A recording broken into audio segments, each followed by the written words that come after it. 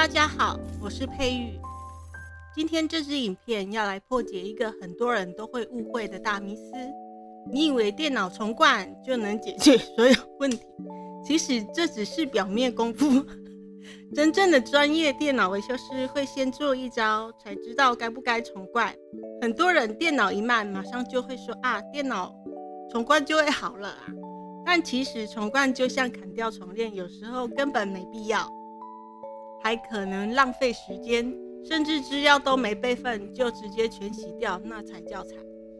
到底专业怎么做？答案是先看资料管理员，没错，打开工作管理员，去看你的 CPU 记忆体磁碟的使用率到底是哪里卡住。如果某个软体吃掉过多资源，那只要关掉或移除就能解决，根本不用重灌。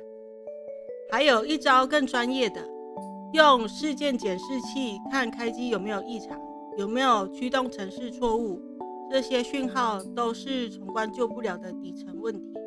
记住，重灌不是万灵丹，是最后手段，先诊断后处理才是高手思维。如果你学到新招，别忘了点个赞，订阅我们频道。未来还有更多实用的电脑冷知识等你来挖掘。